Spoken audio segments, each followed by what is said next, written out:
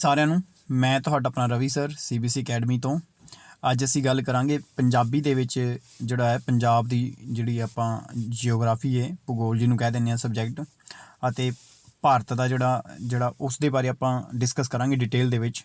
ਸੋ ਮੈਂ ਇੱਥੇ point bye point ਜਿੱਥੇ ਤੁਹਾਨੂੰ ਨੋਟ ਕਰਵਾਉਣ ਵਾਲੀ ਗੱਲ ਹੈ ਉਹ ਮੈਂ ਤੁਹਾਨੂੰ ਉੱਥੇ ਨੋਟਸ ਬਣਵਾਊਂਗਾ, ਅਤੇ ਨਾਲੇ ਨਾਲ ਅਸੀਂ ਸਾਰੀਆਂ ਚੀਜ਼ਾਂ ਜਿਹੜੀਆਂ ਨੇ ਬਿਲਕੁਲ ਬੇਸਿਕ ਤੋਂ ਪੰਜਾਬੀ ਦੇ ਵਿੱਚ ਪੜ੍ਹਾਂਗੇ।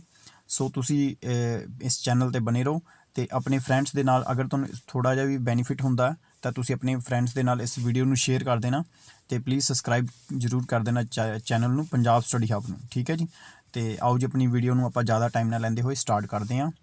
ਸੋ ਸਭ ਤੋਂ ਪਹਿਲਾਂ ਇਹਦੇ ਵਿੱਚ ਦੇਖੋ ਜੀ, ਆਪਣੇ ਭਾਰਤ ਦਾ ਜਿਹੜਾ ਸਭ ਤੋਂ ਪਹਿਲਾਂ ਆਪਾਂ ਭਾਰਤ ਦੇ ਬਾਰੇ ਪੜ੍ਹਾਂਗੇ ਜੀ, ਉਹਦਾ ਆਕਾਰ ਕਿੱਦਾਂ ਦਾ ਹੈ, ਉਹਦੀ ਸਥਿਤੀ ਮਤਲਬ ਉਸ ਦੇ ਬਾਰੇ ਪੜ੍ਹਾਂਗੇ। ਫਿਰ ਪੰਜਾਬ ਦੇ ਉੱਪਰ ਆਵਾਂਗੇ, ਉਹਦੇ ਪੰਜਾਬ ਦਾ ਆਕਾਰ ਪੜ੍ਹਾਂਗੇ, ਫਿਰ ਉਹਦੀ ਸਥਿਤੀਆਂ ਪੜ੍ਹਾਂਗੇ। ਪੰਜਾਬ ਦੇ ਵਿੱਚ ਕੀ ਹੈ, ਮੈਦਾਨ ਕਿੱਥੇ ਨੇ, ਪਹਾੜ ਕਿੱਥੇ ਨੇ, ਕੰਢੀ ਏਰੀਆ ਕਿੱਥੇ ਹੈ। ਹਿੰਦੁਸਤਾਨ ਦੇ ਵਿੱਚ ਜਿਹੜਾ ਭਾਰਤ ਹੈ ਜਿਹੜਾ ਉਹਦੇ ਵਿੱਚ ਧਰਾਤਲੀ ਧਰਤੀ ਕਿਸ ਤਰ੍ਹਾਂ ਦੀ ਹੈ, ਉਹਦੇ ਵਿੱਚ ਕਿਹੜੀਆਂ ਕਿਹੜੀਆਂ ਆਕ੍ਰਿਤੀਆਂ ਬਣਦੀਆਂ ਨੇ।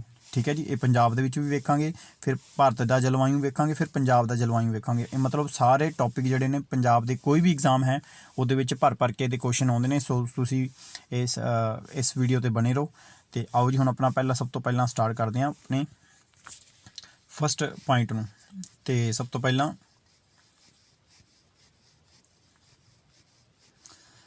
ਦੇਖੋ ਜੀ, ਇੱਥੇ ਸਭ ਤੋਂ ਪਹਿਲਾਂ ਭਾਰਤ ਦੇ ਬਾਰੇ ਗੱਲ ਕਰਦੇ ਹਾਂ। ਅਤੇ ਇਹਦੇ ਵਿੱਚ ਜੀ ਦੇਖੋ, ਭਾਰਤ ਇੱਕ ਗਣਰਾਜ ਹੈ। ਸਭ ਤੋਂ ਪਹਿਲਾਂ ਤੁਹਾਨੂੰ ਪਤਾ ਹੋਣਾ ਚਾਹੀਦਾ ਕਿ ਭਾਰਤ ਇੱਕ ਗਣਰਾਜ ਹੈ। ਇਹਦੇ ਵਿੱਚ ਕੀ ਹੈ, ਇਹਦੇ ਵਿੱਚ ਦੇਖੋ ਜੀ, ਵਿਸ਼ਾਲ ਭੂਗੋਲਿਕ ਵਿਸਥਾਰ ਦਾ ਸਭ ਤੋਂ ਵੱਡਾ ਦੇਸ਼ ਹੈ। ਇਹ ਤਾਂ ਤੁਹਾਨੂੰ ਸਾਰੇ ਬੁੱਕਸ 'ਚ ਵੀ ਲਿਖਿਆ ਹੀ ਹੋਊਗਾ ਕਿ ਭਾਰਤ ਇੱਕ ਰਿਪਬਲਿਕ ਦੇਸ਼ ਹੈ। ਮਤਲਬ ਇਹਦਾ ਕਹਿਣ ਦਾ ਭਾਵ ਹੈ ਕਿ ਇੱਥੇ ਦਾ ਪ੍ਰੈਜ਼ੀਡੈਂਟ ਜਿਹੜਾ ਹੈ ਉਹ ਲੋਕਾਂ ਦੁਆਰਾ ਵੋਟਾਂ ਪਾ ਕੇ ਚੁਣਿਆ ਜਾਂਦਾ ਹੈ। ਇਹਦਾ ਮਤਲਬ ਇਹ ਹੁੰਦਾ ਭਾਰਤ ਗਣਰਾਜ ਹੈ ਜੀ। ਤੁਹਾਨੂੰ ਪਤਾ 26 ਜਨਵਰੀ 1950 ਦੇ ਵਿੱਚ ਆਪਣਾ ਦੇਸ਼ ਲਾਗੂ ਹੋਇਆ ਸੀਗਾ, ਸੰਵਿਧਾਨ ਲਾਗੂ ਹੋਇਆ ਸੀ। ਉਸ ਦਿਨ ਆਪਾਂ ਰਿਪਬਲਿਕ ਡੇ ਮਨਾਇਆ ਸੀ, ਯਾਦ ਰੱਖਣਾ।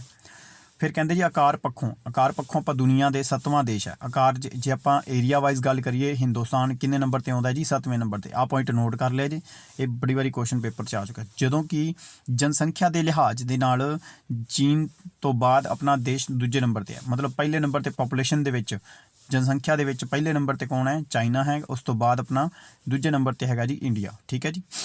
ਉਸ ਤੋਂ ਬਾਅਦ ਜੇ ਆਪਾਂ ਜੇ ਕੁੱਲ ਖੇਤਰਫਲ ਦੀ ਗੱਲ ਕਰੀਏ ਕਿ ਪੂਰੇ ਵਰਲਡ ਦੇ ਵਿੱਚ ਪੂਰਾ ਜਿਹੜਾ ਸੰਸਾਰ ਹੈ ਉਸਦੇ ਜੇ ਕੁੱਲ ਖੇਤਰਫਲ 100% ਹੈ ਤਾਂ ਉਹਦੇ ਵਿੱਚ ਭਾਰਤ ਦੇ ਅੰਡਰ ਆਉਂਦਾ ਹੈ 2.4%। ਠੀਕ ਹੈ ਜੀ।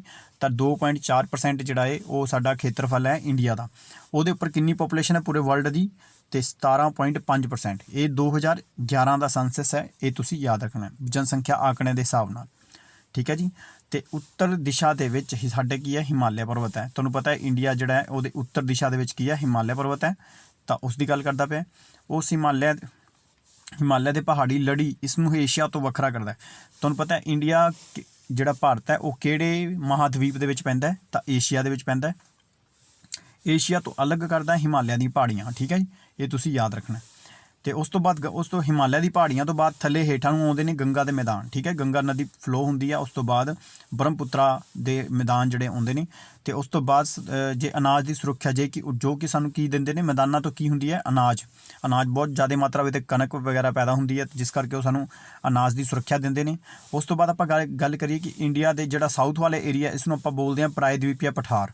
ਠੀਕ ਹੈ, ਇੱਥੇ ਕੁਦਰਤੀ ਖਣਿਜਾਂ ਦੇ ਬਾਰੇ ਬਹੁਤ ਜ਼ਿਆਦਾ ਭੰਡਾਰ ਹੈਗੇ ਨੇ। ਖਣਿਜ ਪਦਾਰਥ ਜਿਨ੍ਹਾਂ ਦੇ ਉੱਪਰ ਆਪਾਂ, ਤੁਹਾਨੂੰ ਪਤਾ ਪੀਰੀਓਡਿਕ ਟੇਬਲ ਤੁਸੀਂ ਵੇਖਿਆ ਹੋਣਾ, ਉਹਦੇ ਵਿੱਚ 118 ਖਣਿਜ ਪਦਾਰਥ ਨੇ ਜਿਨ੍ਹਾਂ ਦਾ ਆਪਾਂ ਵਰਤੋਂ ਕਰਦੇ ਹਾਂ ਬੜੇ ਜਿਹੜਾ ਮਸ਼ੀਨਾਂ ਬਣਾਉਣ ਵਾਸਤੇ, ਸਾਧਨ ਬਣਾਉਣ ਵਾਸਤੇ। ਠੀਕ ਹੈ ਜੀ।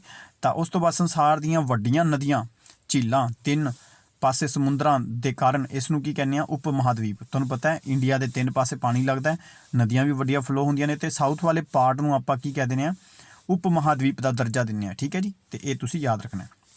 ਹੁਣ ਗੱਲ ਆ ਗਈ ਕੁਐਸਚਨ ਦੇ ਬੇਸ 'ਤੇ ਕਿ ਏਰੀਆ ਸਭ ਤੋਂ ਵੱਧ ਜੀ ਕਿਹੜੇ ਦੇਸ਼ ਦਾ ਹੈ। ਏਰੀਆ ਸਭ ਤੋਂ ਜ਼ਿਆਦਾ ਮਤਲਬ ਖੇਤਰਫਲ ਉਹ ਰੂਸ ਦਾ ਹੈ, ਉਹ ਇੰਨਾ ਏਰੀਆ। ਠੀਕ ਹੈ ਜੀ। ਉਸ ਤੋਂ ਬਾਅਦ ਕੈਨੇਡਾ। ਆਪਣੇ ਪਹਿਲੇ 4 ਦੇਸ਼ ਯਾਦ ਕਰ ਲਓ, ਕਈ ਵਾਰੀ ਲਾਈਨ ਦੇ ਵਿੱਚ ਲਗਾਉਣ ਵਾਸਤੇ ਆ ਜਾਂਦਾ। ਤਾਂ ਪਹਿਲੇ 4 ਜਿਹੜੇ ਦੇਸ਼ ਨੇ ਉਹ ਕਿਹੜੇ ਨੇ, ਰੂਸ ਹੈ, ਕੈਨੇਡਾ ਹੈ, ਉਸ ਤੋਂ ਬਾਅਦ ਚਾਈਨਾ ਹੈ, ਉਸ ਤੋਂ ਬਾਅਦ ਸੰਯੁਕਤ ਰਾਜ ਅਮਰੀਕਾ ਹੈਗਾ। ਠੀਕ ਹੈ ਜੀ। ਅਤੇ ਇੰਡੀਆ ਆਉਂਦਾ ਇਹਦੇ 'ਚ 7ਵੇਂ ਆਧਾਰ 'ਤੇ। ਅਤੇ ਠੀਕ ਹੈ ਜੀ, ਇਹ ਤੁਸੀਂ ਯਾਦ ਰੱਖਣਾ। ਉਸ ਤੋਂ ਬਾਅਦ ਗੱਲ ਕਰਦੇ ਹਾਂ, ਆਹ ਦੇਖੋ ਜੀ 7 ਮਹਾਂਦੀਪ ਨੇ। ਜਿਹੜੇ 7 ਏਰੀਆ ਵਾਈਜ਼ ਦੇਖੋ ਜੀ ਦੱਸੇ ਹੋਏ ਨੇ। ਇਹ ਦੇਖੋ ਆਹ ਰਸ਼ੀਆ ਦੇਸ਼ ਹੈ ਜਿਹੜਾ ਤੁਹਾਨੂੰ ਆਹ ਕਲਰ ਦੇ ਵਿੱਚ ਸ਼ੋਅ ਕਰਦਾ ਪਿਆ, ਇਹ ਰਸ਼ੀਆ ਦੇਸ਼ ਹੈ। ਉਸ ਤੋਂ ਦੂਜੇ ਨੰਬਰ ਤੇ ਤੁਹਾਡਾ ਕੈਨੇਡਾ ਹੈ, ਉਸ ਤੋਂ ਬਾਅਦ ਤੀਜੇ ਨੰਬਰ ਤੇ ਤੁਹਾਡਾ ਅਮਰੀਕਾ ਆ ਗਿਆ, ਉਸ ਤੋਂ ਬਾਅਦ ਤੁਹਾਡਾ ਆ ਗਿਆ ਚੌਥੇ ਨੰਬਰ ਤੇ ਜਿਹੜਾ ਅਮਰੀਕਾ ਤੋਂ ਬਾਅਦ ਆਪਣਾ ਬ੍ਰਾਜ਼ੀਲ ਆ ਗਿਆ। ਇਹ ਸਾਰੇ ਦਿੱਤੇ ਹੋਏ ਨੇ ਤੁਸੀਂ, ਇਹ ਪੂਰਾ ਵਰਲਡ ਹੈ ਜਿਹਦੇ ਵਿੱਚ ਸਾਰੇ ਏਰੀਆ ਵਾਈਜ਼ ਤੁਹਾਨੂੰ ਮੈਪ ਦਿੱਤਾ ਹੈ ਤੁਹਾਨੂੰ ਤਾਂ ਕਿ ਸਮਝਾਉਣ ਵਾਸਤੇ। ਤਾਂ ਪਹਿਲਾਂ 4 ਦੇਸ਼ ਤੁਸੀਂ ਯਾਦ ਕਰਕੇ ਰੱਖਣੇ ਨੇ। ਤੇ ਪਹਿਲਾਂ ਜਿਹੜੇ 4 ਦੇਸ਼ ਤੁਸੀਂ ਦੇਖ ਲਓ, ਪਹਿਲਾ ਰਸ਼ੀਆ, ਕੈਨੇਡਾ, ਚਾਈਨਾ ਤੇ ਸੰਯੁਕਤ ਰਾਜ ਅਮਰੀਕਾ, ਠੀਕ ਹੈ ਜੀ। ਇਹ ਤੁਸੀਂ ਪਹਿਲੇ 4 ਦੇਸ਼ ਯਾਦ ਰੱਖ ਲਓ। ਉਸ ਤੋਂ ਬਾਅਦ ਆਪਾਂ ਗੱਲ ਕਰਦੇ ਹਾਂ ਪੋਪੂਲੇਸ਼ਨ ਵਾਈਜ਼ ਵੀ ਪਹਿਲੇ 4 ਦੇਸ਼ ਯਾਦ ਕਰ ਲਓ, ਕਿਉਂਕਿ ਕਈ ਵਾਰੀ ਤੁਹਾਨੂੰ ਮਿਲਾਨਚੀਨ ਕਰਨ ਆ ਸਕਦਾ ਹੈ ਕਿ ਤੁਸੀਂ ਇੰਨੀ ਜਨਸੰਖਿਆ ਵਾਲਾ ਦੇਸ਼ ਕਿਹੜਾ ਹੈ। ਤਾਂ ਇਸ ਦੇ ਵਾਸਤੇ ਪਹਿਲੇ 4 ਜਿਹੜੇ ਨੇ, ਚਾਈਨਾ ਸਭ ਤੋਂ ਉੱਪਰ ਹੈ, ਉਸ ਤੋਂ ਬਾਅਦ ਇੰਡੀਆ, ਉਸ ਤੋਂ ਬਾਅਦ ਆਪਣਾ ਅਮਰੀਕਾ, ਉਸ ਤੋਂ ਬਾਅਦ ਇੰਡੋਨੇਸ਼ੀਆ। ਤਾਂ ਪਹਿਲੇ 4 ਦੇਸ਼ ਤੁਸੀਂ ਯਾਦ ਰੱਖਣੇ ਹੈ। ਤੇ ਪਾਕਿਸਤਾਨ ਇਹਦੇ ਵਿੱਚ 6ਵੇਂ ਨੰਬਰ ਤੇ ਹੈ, ਠੀਕ ਹੈ ਜੀ। ਇਹ ਤੁਸੀਂ ਯਾਦ ਰੱਖਣਾ ਹੈ। ਉਸ ਤੋਂ ਬਾਅਦ ਭਾਰਤ ਦੀ ਸਥਿਤੀ, ਲੋਕੇਸ਼ਨ ਕਿੱਥੇ ਹੈ। ਲੋਕੇਸ਼ਨ ਦੇ ਵਿੱਚ ਤੁਹਾਨੂੰ ਮੈਂ ਦੱਸਿਆ ਸੀਗਾ ਪੂਰੇ ਵਰਲਡ ਦੇ ਵਿੱਚ ਲੋਕੇਸ਼ਨ ਕਿੱਥੇ ਹੈ। ਤੇ ਇਹ ਦੇਖੋ ਜੀ, ਆਹ ਪੂਰਾ ਆਪਣਾ ਇੱਕ ਧਰਤੀ ਹੈ, ਉਹਦੇ ਵਿੱਚ ਇੱਕ ਸਾਡੀ ਵਿਸ਼ਵਤ ਰੇਖਾ ਹੈ, ਇਕਵੇਟਰ ਜਿਹਨੂੰ ਕਹਿ ਦਿੰਦੇ ਆ। ਉਸ ਦੇ ਉੱਪਰ 23.5 ਡਿਗਰੀ ਦੇ ਉੱਪਰ ਹੈਗੀ ਕਰਕ ਰੇਖਾ, ਉਸ ਤੋਂ ਥੱਲੇ ਹੈਗੀ ਮੱਕਰ ਰੇਖਾ। ਤਾਂ ਇਹਨਾਂ ਦੇ ਵਿੱਚ ਹੀ ਜਿਹੜੀ ਭਾਰਤ ਹੈ, ਤੇ ਭਾਰਤ ਦਾ ਜਿਹੜਾ ਇਕਵੇਟਰ, ਜੇ ਆਪਾਂ ਗੱਲ ਕਰੀਏ ਇਕਵੇਟਰ ਤੋਂ ਕਿੰਨਾ ਉੱਪਰ ਹੈ, ਕਿਹੜੀ ਲਾਈਨ ਤੋਂ ਹੈ, 8 ਡਿਗਰੀ 4 ਮਿੰਟ ਡਿਗਰੀ ਤੋਂ ਸਟਾਰਟ ਹੁੰਦਾ ਹੈ। ਤੇ ਮੈਂ ਤੁਹਾਨੂੰ ਪਹਿਲਾਂ ਮੈਪ ਦਿਖਾ ਦੇਵਾਂ। ਆਹ ਵੇਖੋ ਜੀ, ਜਿਵੇਂ ਆਹ ਥੱਲੇ ਆਪਣੇ ਇਕਵੇਟਰ ਸੀ, ਇਕਵੇਟਰ ਤੋਂ 8ਵੀਂ ਲਾਈਨ ਤੇ ਇਹ ਮੁੱਖ ਭਾਰਤ ਜਿਹੜਾ ਹੈ ਉਹ ਸਟਾਰਟ ਹੁੰਦਾ ਹੈ। ਤੇ ਆਹ ਤੁਹਾਨੂੰ ਪਤਾ ਹੈ ਆਹ ਆਪਣਾ ਬੰਗਾਲ ਦੀ ਖਾੜੀ ਹੈ, ਇੱਧਰਲੀ ਸਾਈਡ ਅਰਬ ਸਾਗਰ ਹੈ।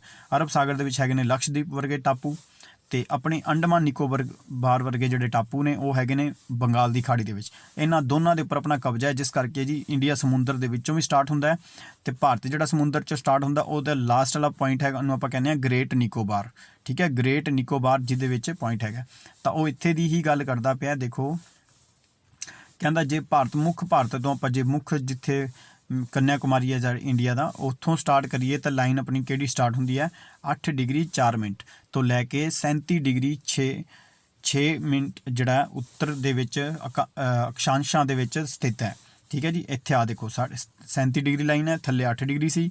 ਤਾਂ ਇਹਨਾਂ ਦੇ ਵਿੱਚ ਫਿਰ ਇਹਨੂੰ ਆਪਾਂ ਜਿਹੜੀਆਂ ਇਸ ਤਰ੍ਹਾਂ ਦੀ ਲਾਈਨਾਂ ਹੁੰਦੀਆਂ ਨੇ ਗਲੋਬ ਦੇ ਉੱਪਰ ਜਿਹੜੀਆਂ ਲੇਟੀਆਂ ਹੋਈਆਂ, ਇਹਨਾਂ ਨੂੰ ਅਕਸ਼ਾਂਸ਼ ਰੇਖਾਵਾਂ ਕਹਿੰਦੇ ਆ। ਤੇ ਜਿਹੜੀਆਂ ਲੰਮੀਆਂ ਲਾਈਨਾਂ ਨੇ ਉਹਨਾਂ ਨੂੰ ਆਪਾਂ ਦੇਸ਼ਾਂਤਰ ਰੇਖਾਵਾਂ ਕਹਿੰਦੇ ਆ। ਤਾਂ ਉਹਨਾਂ ਦੇ ਹਿਸਾਬ ਦੇ ਨਾਲ ਆਪਾਂ ਨੇ ਕੋਲ ਇਹ ਦੱਸੀ ਜਾਂਦਾ ਹੈ ਕਿ ਦੂਰੀ ਤੇ ਕਿੱਥੋਂ ਲੈ ਕੇ ਕਿੱਥੋਂ ਤੱਕ ਫੈਲਿਆ ਹੋਇਆ ਹੈ। ਜਿਹਦੇ ਵਿੱਚ ਆਪਾਂ ਦੇਸ਼ਾਂਤਰ ਦੀ ਮੈਂ ਗੱਲ ਕਰਾਂ, ਪਹਿਲਾਂ ਮੈਂ ਤੁਹਾਨੂੰ ਦੇਸ਼ਾਂਤਰ ਵਾਲਾ ਪੁਆਇੰਟ ਦਿਖਾ ਦਾਂ। ਆਹ ਦੇਖੋ ਇਹ ਲਾਈਨ ਜਿਹੜੀ ਦੇਸ਼ਾਂਤਰ ਹੈ, ਆਹ ਵਾਲੀ ਲਾਈਨ ਦੇਸ਼ਾਂਤਰ ਹੈ। ਇਹਨਾਂ ਦੇ ਵਿੱਚ ਜਿਹੜੀ 68 ਡਿਗਰੀ 0.7 ਜਿਹੜਾ ਮਿੰਟ ਜਿਹੜਾ ਹੈ, ਇੱਥੋਂ ਭਾਰਤ ਸਟਾਰਟ ਹੁੰਦਾ ਇਹ ਲਾਈਨ ਤੋਂ, ਤੇ 97 ਵਾਲੀ ਲਾਈਨ ਤੇ ਭਾਰਤ ਖਤਮ ਹੋ ਜਾਂਦਾ। ਜਿਨ੍ਹਾਂ ਦੇ ਵਿੱਚ ਜੇ ਮੈਂ ਕਹਾਂ ਕਿ ਆਪਣਾ ਪੱਛਮ ਤੋਂ ਲੈ ਕੇ ਪੂਰਬ ਤੱਕ ਜੇ ਦੂਰੀ ਦੀ ਗੱਲ ਕਰਾਂ ਤਾਂ 2933 ਕਿਲੋਮੀਟਰ ਬਣਦੀ ਹੈ, ਠੀਕ ਹੈ ਜੀ। ਭਾਰਤ ਇੰਨੇ ਵਿੱਚ ਹੈਗਾ। ਤੇ ਜੇ ਆਪਾਂ ਗੱਲ ਕਰੀਏ ਉੱਤਰ ਤੋਂ ਲੈ ਕੇ 37 ਡਿਗਰੀ ਤੋਂ ਲੈ ਕੇ ਜੇ ਭਾਰਤ ਦੀ ਗੱਲ ਕਰੀਏ ਤੇ ਥੱਲੇ ਤੱਕ ਜਿਹੜਾ 8 ਡਿਗਰੀ ਤੱਕ ਇਹ ਹੈਗਾ ਜੀ 3214 ਕਿਲੋਮੀਟਰ, ਠੀਕ ਹੈ ਜੀ। ਇਹ ਸਾਰਾ ਪੁਆਇੰਟ ਇਹਦੇ ਵਿੱਚ ਦੱਸਿਆ ਹੋਇਆ ਸੀਗਾ, ਤੇ ਆਈ ਹੋਪ ਕਿ ਤੁਹਾਨੂੰ ਸਮਝ ਆ ਗਿਆ ਹੋਣਾ। ਉਸ ਤੋਂ ਬਾਅਦ ਕਹਿੰਦਾ ਜੀ ਭਾਰਤ ਜੇ ਗੱਲ ਕਰੀਏ ਭਾਰਤ ਦੀ ਜਿਹੜੀ ਖੇਤਰੀ ਵਿਸਥਾਰ ਹੈ ਉਹ ਉੱਤਰ ਦੇ ਵਿੱਚ ਦਫ਼ਤਾਰ, ਜੇ ਤੁਹਾਨੂੰ ਜਾਂ ਐਵੇਂ ਵੀ ਪੁੱਛ ਸਕਦਾ ਕਿ ਭਾਰਤ ਦਾ ਸਭ ਤੋਂ ਉੱਤਰੀ ਪੁਆਇੰਟ ਕਿਹੜਾ ਹੈ। ਵੈਸੇ ਤਾਂ ਆਪਾਂ ਪੜ੍ਹਦੇ ਹਾਂ ਇੰਦਰਾ ਕੌਲ ਪੜ੍ਹਦੇ ਹਾਂ, ਆਪਾਂ ਯਾਦ ਰੱਖਣਾ ਇੰਦਰਾ ਕੌਲ ਪੜ੍ਹਦੇ ਹਾਂ, ਪਰ ਉਹ ਕਿੱਥੇ ਹੈ, ਉਹ ਦਫ਼ਤਾਰ ਦੇ ਵਿੱਚ ਹੈ। ਦਫ਼ਤਾਰ ਵੀ ਪਲੇਸ ਬਣ ਸਕਦਾ ਹੈ।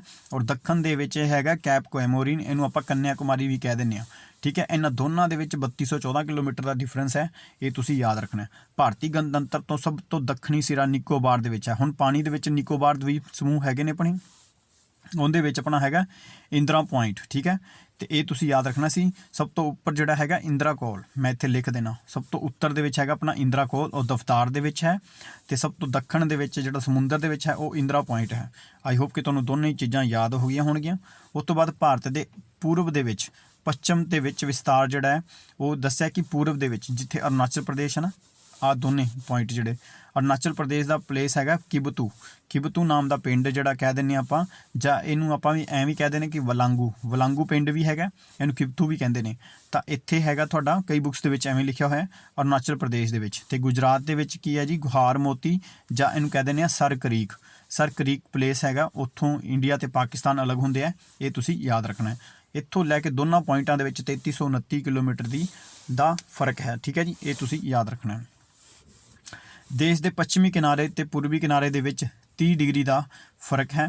ਤੁਹਾਨੂੰ ਪਤਾ ਹੈ ਆਪਣੀ 68 ਵਾਲੀ ਲਾਈਨ ਸੀ, ਇੱਥੇ ਕਿਹੜੀ ਸੀ 97। ਤਾਂ ਇਹਨਾਂ ਦੋਨਾਂ ਦੇ ਵਿੱਚ 30 ਲਾਈਨਾਂ ਦਾ ਫਰਕ ਹੈ, ਜਿਸ ਕਰਕੇ 30 ਲਾਈਨਾਂ ਦਾ ਫਰਕ ਹੈ ਤਾਂ ਸਾਡੇ ਵਿੱਚ ਕੀ ਹੈ, ਇਹ ਜਿਹੜੀਆਂ ਲਾਈਨਾਂ ਦੇ ਵਿੱਚ ਤੁਹਾਨੂੰ ਪਤਾ 1 ਡਿਗਰੀ ਘੁੰਮਣ ਵਾਸਤੇ ਧਰਤੀ ਕੀ ਕਰਦੀ ਹੈ 4 ਮਿੰਟ ਲੈਂਦੀ ਹੈ।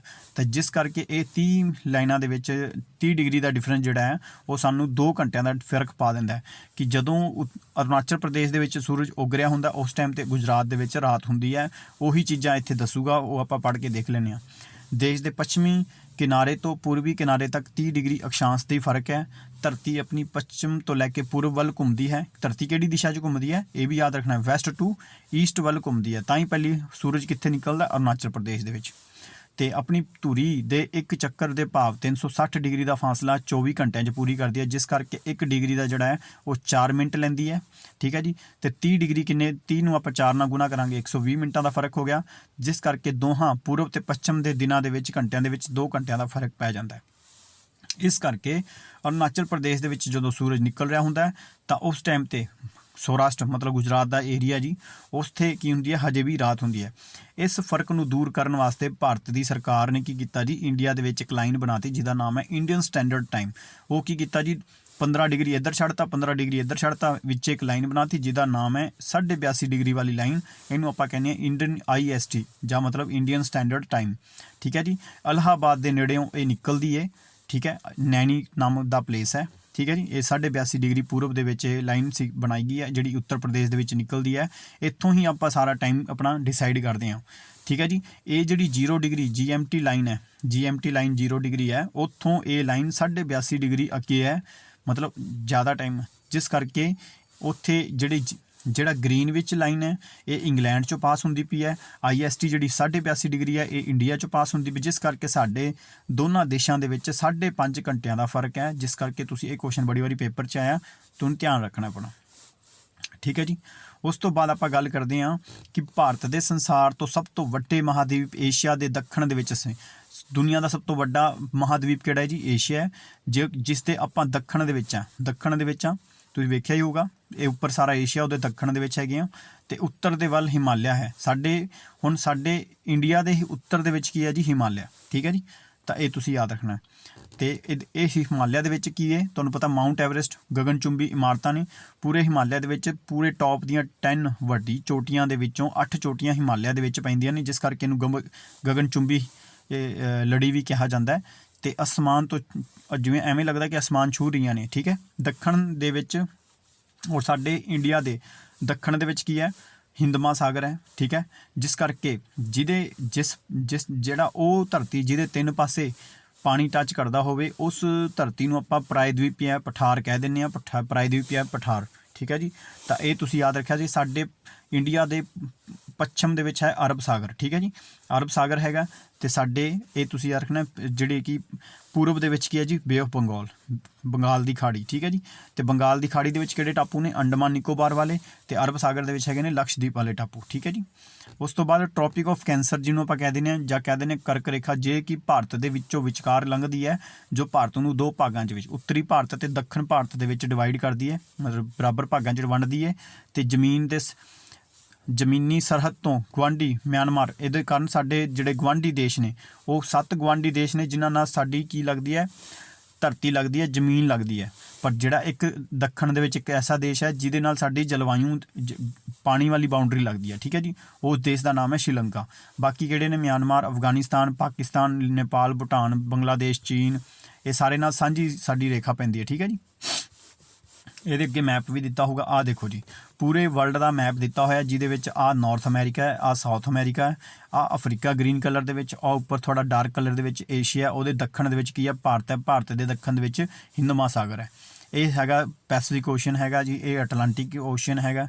ਇਹ ਸਾਰੇ ਤੁਸੀਂ ਓਸ਼ਨ ਵੀ ਵੇਖ ਲਓ, ਮਹਾਸਾਗਰ ਵੇਖ ਲਓ, ਆਹ ਐਸ ਸ਼ੇਪ ਬਣਾਉਂਦਾ ਅਟਲਾਂਟਿਕ ਮਹਾਸਾਗਰ, ਆਹ ਵੱਡਾ ਪੈਸੀਫਿਕ ਪ੍ਰਸ਼ਾਂਤ ਮਹਾਸਾਗਰ ਹੈ।